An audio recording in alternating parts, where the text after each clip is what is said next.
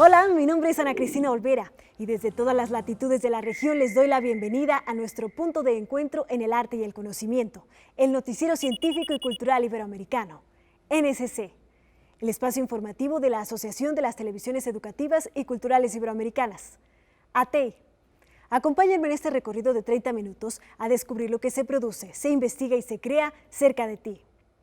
En México, 25 millones de personas son indígenas y 328,000 hablan alguna de las 68 lenguas indígenas que hay en el país. El 60.5% de esta población mayor a los 12 años es económicamente activa y el 42% son mujeres. El estado de Chiapas ocupa la segunda posición de hablantes indígenas, con el 26% de su población. El Barefoot College se hace presente para mejorar su calidad de vida. La región conocida como los Altos de Chiapas es el hogar de Petra, Fabiola, Eulogia y Manuela, mujeres indígenas que se graduaron en la India como ingenieras solares empíricas. Es una universidad que se encuentra en la India, que nace en 1972, y me pareció muy interesante la manera en cómo trabajó con una de las comunidades más pobres de la India y pudo cambiar su entorno. Algo que es muy simple, pero que a ninguno de nosotros se nos había ocurrido. El trabajar con las mujeres. Buscaban a mujeres indígenas que fuesen mamás y que tuvieran el deseo de aprender sobre energías renovables. Si en una comunidad hay oportunidades, pues estamos todos. Pero si no las hay, el primero que va a salir es el hombre, a buscar una oportunidad fuera. Pero las mujeres estarán ahí. Sí sientes tirar la toalla porque pues estás lejos de tu familia. Te quedas con la idea de que pues tienes que terminar, falta poco y vas a regresar. Y entre eso vas descubriendo habilidades que tú nunca me hubiera dado cuenta si no vas. El gobierno de la India dijo que no se quede aquí y entonces generaron un sistema de becas donde ellos llevan a las mujeres rurales de todo el mundo y en Barefoot College se forman principalmente como ingenieras solares empíricas, que es una maravilla porque no necesitas tener un título universitario para ser un experto en un tema. Me siento que ya soy otra, ya no era Manuela de antes, porque ya aprendí las cosas que no sabía yo. Me siento muy feliz. Nuestra misión es ir a instalar y de la misma forma enseñar a las otras mujeres ahí para que esos paneles, si un día dejan de funcionar, sean ellas mismas quienes hagan la reparación y no sea un gasto perdido. Me siento una mujer empoderada y estoy segura de que podemos hacer muchas cosas, organizarnos pues para poder hacer cambios, ser agentes de cambios en nuestras comunidades. La Organización de las Naciones Unidas para la Alimentación y la Agricultura informó que hasta el año 2015, Perú pertenecía a los primeros 10 puestos de países del mundo con mayor superficie de bosques, un total del 56.1% de su territorio. Sin embargo, la deforestación ha causado el 51% de las emisiones de efecto invernadero del país. Para contrarrestar estas cifras, se involucrará a la población infantil.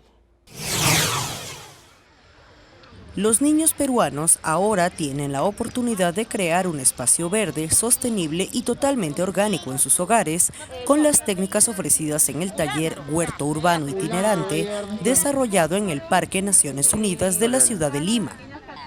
Se trata de una actividad impulsada por la Municipalidad Capitalina de Miraflores que busca que los menores de la localidad y público en general puedan aprender acerca de lo que implica cultivar plantas en sus casas, puedan verlas crecer, aprender de dónde provienen y diferenciar entre ellas.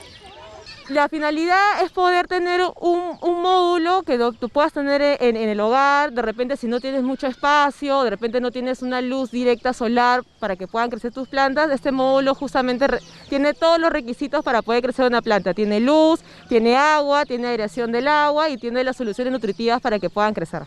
Por su parte, Doris Aspiazu, quien es subgerente de Desarrollo Ambiental de la Municipalidad de Miraflores, destacó la importancia de que los biohuertos se hagan con productos urbanos sin usar pesticidas, pues una de las finalidades es cuidar el medio ambiente que ha sufrido importantes consecuencias durante los últimos años.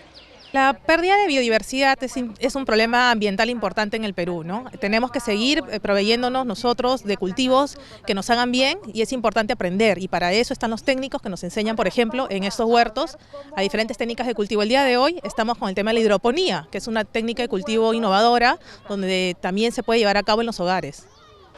La funcionaria indicó que con este taller se busca garantizar la seguridad alimentaria de los ciudadanos mediante la plantación en casa, como se hace en muchas partes del mundo. Durante este taller, los niños tuvieron la oportunidad de visitar un biohuerto en el que pudieron conocer plantas como la arúgula, clavelín, chincho, lavanda, tomillo, entre otras. Con información de la oficina en Lima, Perú, Noticias Xinhua. En México, se estima que un total de 55.2 millones de personas son económicamente activas. Sin embargo, más de 31 millones de ellos son trabajadores informales. Y el 25% de esta población cuenta con trabajos que no cubren sus necesidades. De estas cifras, 4 de cada 5 desempleados pertenecen a la generación Millennials o generación Z. Es difícil encontrar trabajo, generalmente no te alcanza con lo que te pagan. Te piden experiencia en todos lados, pero no te dan chance de adquirir la experiencia. Es la primera vez que busco empleo. Sí, de lo que sea, con tal de cubrir mi perfil, no hay problema. Para los jóvenes que logran colocarse en la minoría de mexicanos que egresan del nivel de educación superior, el panorama laboral al que se enfrentan presenta profundas complicaciones, principalmente ofertas de trabajo precarias y para las que están sobrecalificados. Se caracterizan por tener bajos salarios, exigen bajas calificaciones. Si no me queda otra, tengo que aceptar las condiciones que me ofrecen. Por otro lado, al requerir baja calificación, las personas que lo van a ocupar, ese empleo, ese puesto de trabajo, se vuelve intercambiable. Si no me queda otra y tengo que trabajar, voy a aceptar el trabajo que sea, aunque esté sobrecalificada, y perciba un ingreso menor al que podría querer acceder. De acuerdo con el Coneval, 5 de cada 10 jóvenes que viven en pobreza están en esta situación aún contando con un empleo, lo cual es un reflejo de la precariedad a nivel nacional, pero particularmente mayor entre la juventud. Las consecuencias no son solo en el ámbito económico, también en el desarrollo social de los jóvenes. Va a retrasar también mis posibilidades de emanciparme. Entonces, no es solamente el que voy a percibir un ingreso más bajo. Por supuesto que es grave, que el salario debería alcanzar para cubrir mis necesidades a las que tendría la expectativa de acceder, sino que repercute en otros espacios también de mi vida social. Las condiciones de empleo entre los jóvenes provocaron que este grupo demográfico fuera el más afectado ante los recortes de empleos derivados de la crisis económica por la pandemia de COVID. Y además, como en el ámbito educativo, los espacios de socialización desaparecieron por un largo lapso de tiempo. En términos laborales, uno de los sectores poblacionales que más fue afectado por los efectos de la pandemia fue el de las y los jóvenes. Si yo tengo una empresa y tengo que despedir a alguien, es más barato despedir a alguien joven que a alguien adulto, a quien voy a tener que pagarle una indemnización más alta, porque a lo mejor esas personas que tenía contratadas jóvenes no tenían contrato, justamente estaban en condiciones más precarias que otros grupos. El perder ese espacio de trabajo, esto se perdió, pero además se perdieron esos otros espacios de socialización importantes para las y los jóvenes. Ante un panorama en el que los empleadores no ofrecen prestaciones de ley, oportunidades de ahorro ni seguridad social, la juventud puede afrontar estas carencias conociendo sus derechos. Claro, en las condiciones en las que estamos, pelear por esos derechos es complicado. Terminamos aceptando lo que sea porque no nos queda de otra, porque si no, no comemos. Pero si queremos pensar en transformaciones de más largo plazo, sí deberíamos estar pensando qué es lo que nos correspondería y pelear por ejercerlos también. Nordelta, Argentina, es una ciudad en la provincia de Buenos Aires y es considerada como una de las zonas más exclusivas de la región. En ella actualmente habitan poco más de 40.000 personas en 8.200 viviendas, mismas que fueron construidas sobre un humedal, hábitat que hoy está reclamando el carpincho. En el barrio exclusivo de Nordelta, en la periferia de Buenos Aires, los capibaras o carpinchos pasean a sus anchas. La proliferación de estos roedores autóctonos comienza a ser problemática para la urbanización de lujo, que también está en expansión. Bueno, últimamente empezaron con ya uno de los últimos proyectos, porque ya no quedan más tierras por hacer barrios. Y ahí es cuando los carpinchos empezaron a emigrar y buscando alimento se metían en los barrios. El complejo urbanístico Nordelta ocupa unas 1.600 hectáreas. Hábitat por excelencia del capibara, el roedor más grande del mundo, conocido también como chigüire. Ver carpinchos me da placer y me da, no sé, agradecer a Dios el lugar en el que vivo y poder disfrutar de eso. Pero hay gente que no los quiere porque comen pasto y porque les arruinan el césped. Los expertos sostienen que la abundancia de capibaras es un problema en muchos sitios del país y la causa es la alteración y la degradación de los ecosistemas. En ambientes naturales suelen vivir entre 8 y 10 años y tienen hasta 6 crías una vez al año. Sus depredadores naturales como el jaguar, el puma, el zorro, los gatos y los perros silvestres prácticamente ya no quedan en Argentina. Ante la situación, algunos vecinos de Nordelta promueven la creación de una reserva natural para llevar a los capibaras, que pesan entre 60 y 80 kilos, pero los expertos advierten que con ello la población de estos animales podría desbordarse. Mientras se encuentra una solución, los capibaras se han convertido en la principal atracción del barrio, y en las redes sociales el tema ha sido tendencia principal. Lo irónico es que hace 20 años la preocupación era que el roedor estaba amenazado por la caza, ya que su cuero era muy apreciado para elaborar prendas de vestir, pero esa moda ya pasó. Desde servicios de salud, educación y hasta la cultura, emplean nuevas estrategias basadas en las nuevas tecnologías. En las aplicaciones digitales se ha encontrado un foro al que los usuarios tienen acceso, sin importar su ubicación geográfica u horario. Por ello es importante la inclusión digital de la población que aún no cuenta con este beneficio. La Biblioteca Nacional del Perú comparte sus joyas patrimoniales y miles de obras contemporáneas a través de Google Arte y Cultura, podcast, radio y llamadas telefónicas a un público que ha encontrado nuevas formas de disfrutar de la lectura en la celebración de sus 200 años de creación. El jefe institucional de la Biblioteca Nacional del Perú, Ezio Neira, señala. La Biblioteca Nacional es pues la primera institución cultural republicana, ¿no? Que se crea el 28 de agosto de 1821, apenas un mes más tarde. Pero es también una de esas instituciones republicanas que no se entienden sin el pasado colonial, virreinal. A propósito de su bicentenario y en un nuevo edificio desde 2006, sus responsables han desarrollado más de 30 acciones o programas para dar mayor disponibilidad y acceso a la ciudadanía del patrimonio que guarda.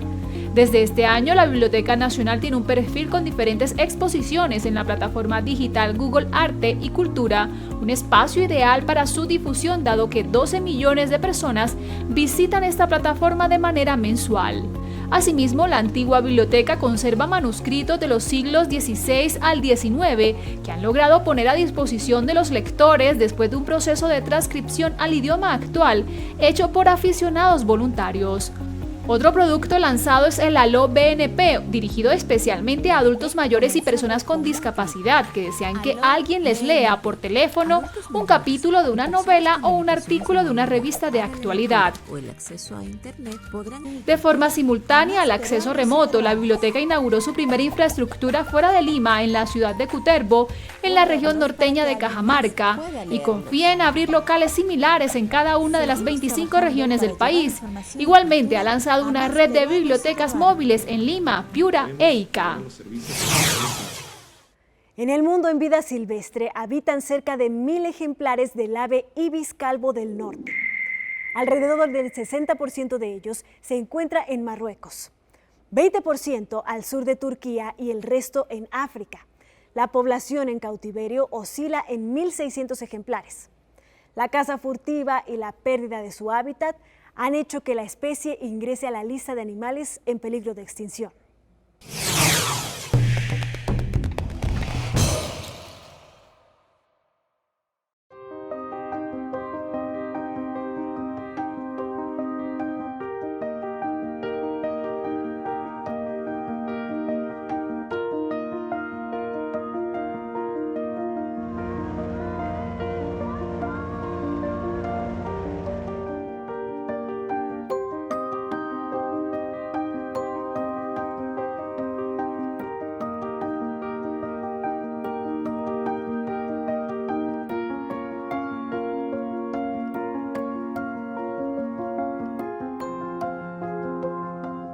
Vögel, die wir noch haben, sind in Zoohaltungen. Und wenn man jetzt Vögel in die freie Wildbahn ausbringt, muss man ihnen irgendwie eben die Zugroute wieder zeigen, also eine Zugtradition neu gründen.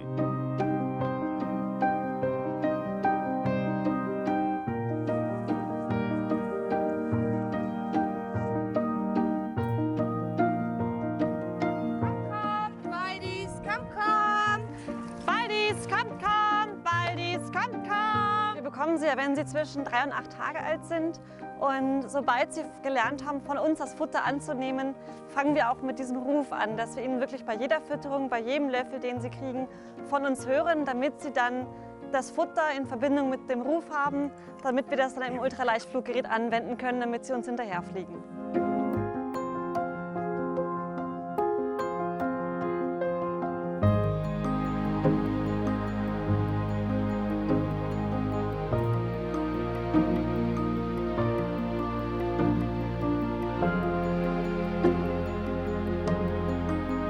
Ist einfach sehr froh, dass man angekommen ist im Wintergebiet und dass man es geschafft hat, den Waldrappen den Weg in den Süden zu zeigen.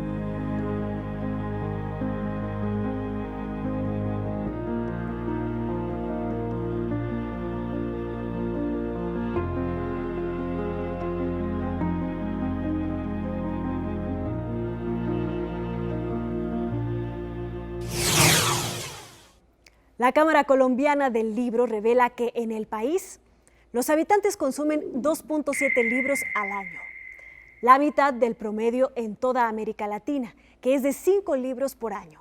Sin embargo, las nuevas tecnologías han impulsado la lectura en la población infantil, alcanzando los 3.2 libros por año. Esto en un rango de 5 y 12 años de edad. Por ello, se han creado talleres bajo esta premisa tecnológica.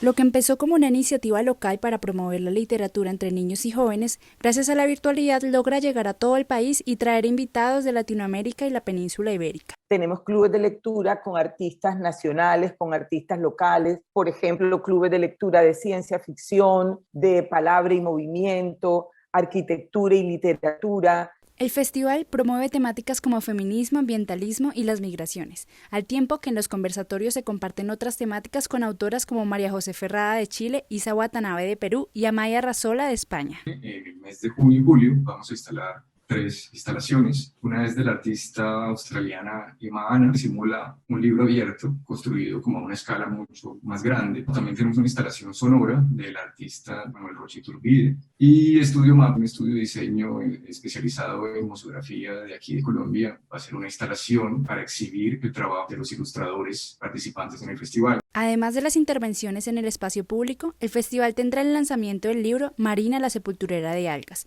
producto de las ganadoras del concurso del Festival Épico del año pasado, Antonella Verdugo y Cintia Spitia. Argentina y España honran el nombre y recuerdo del poeta español Federico García Lorca. Murales y programas de televisión, su estatua en la Plaza de Santa Ana en Madrid y el Parque Federico García Lorca, ubicado en Granada, han sido abrazados por flores y música en su memoria. Conozcamos más del poeta de mayor influencia de la literatura española del siglo XX. Cuando se cumplen 85 años del asesinato de García Lorca, su cuerpo aún no ha aparecido. El poeta y dramaturgo es uno de los más representativos de la literatura española del siglo XX. Fue fusilado por el bando franquista un mes después del estallido de la Guerra Civil por defender los valores de la República Española. A día de hoy no se conoce con exactitud la ubicación de sus restos, lo que lo convierte en un símbolo de todas las víctimas del franquismo que aún quedan por identificar. Se cree que el cuerpo de Lorca podría estar enterrado en el barranco de Biznar, en Granada, junto al de otras 200 personas. Nuestro objetivo es sacar a todo el mundo de aquí. No hay diferencia para nosotros entre un trabajador de la fábrica de la pólvora del Fargue que fueran asesinados, o un rector de la Universidad de Granada, o una persona tan relevante como Federico, porque al final y al cabo todos eran hombres y mujeres que tenían un concepto de la libertad y por ello perdieron su vida, ¿no? Recientemente el gobierno español aprobó 150.000 euros para labores de exhumación en esta fosa común. Los trabajos comenzarán el próximo mes de noviembre. Se estima que en España habría unas 130.000 víctimas de desapariciones forzosas durante la Guerra Civil y la dictadura franquista. La Fundación para la Libertad de Prensa afirma que en 2020 la violencia contra la prensa en Colombia creció un 10% con respecto al 2019. Entre 2018 y 2020 se contabilizaron 1.013 casos de agresión, 8 asesinatos y 152 amenazas. La censura periodística es algo que ha existido por décadas. Y este año el Festival de Literatura de Bogotá alza la voz al respecto. Personas con discapacidad intelectual, discapacidad visual, niños y niñas hacen parte de la programación del Festival de Literatura en homenaje al periodista Julio Daniel Chaparro. Nos dimos a la tarea de recopilar su trabajo periodístico y hicimos también un trabajo de curaduría muy juicioso de sus poemas y los reunimos. Y este libro que les estoy mostrando aquí, que se llama Inquieta Certidumbre, pues es un homenaje a su memoria. Es una antología que reúne precisamente su obra poética y gran parte de su obra periodística. Puede que los violentos nos hayan arrebatado a Julio Daniel, pero no hay una manera más poderosa de mantenerlo vivo que leyéndolo. Autores como Ricardo Silva Romero y Pilar Quintana hacen parte de los conversatorios donde, además de la mano de la Fundación para la Libertad de Prensa, se reconoce el aporte de Jorge Enrique Torres al periodismo, quien fue asesinado junto a Chaparro. Este año, intentando reactivar el sector cultura, lo que hicimos fue una convocatoria abierta, imagínense ustedes. Entonces dejamos que todas las personas que eran creadores, editores, editoriales independientes, gestores culturales, presentaran sus propuestas para participar y con ello se creó una mesa sectorial. Esto es muy interesante porque entonces se crean lazos entre una comunidad. Ustedes saben que el sector cultura está muy golpeado por la crisis del COVID. Con la presentación oficial de un mural hecho por Cacerolo, que evoca a Julio Daniel, en la localidad de Usaquén se cierra el 10º Festival de Literatura de Bogotá. Gracias por habernos acompañado en este viaje informativo del Noticiero Científico y Cultural Iberoamericano, NSC. Este espacio de encuentro no sería posible sin la colaboración y plataformas de los socios de ATEI y las agencias informativas AFP, EFE, Xinhua, Notimex, Euronews y la Deutsche Welle. Si quieren saber más, podemos estar comunicados a través de la web en noticiasnsc.com. Y las redes sociales, nos encuentras como @NSC Iberoamérica, en Twitter, Facebook, Instagram y Dailymotion. Yo soy Ana Cristina Olvera y los espero en una próxima emisión.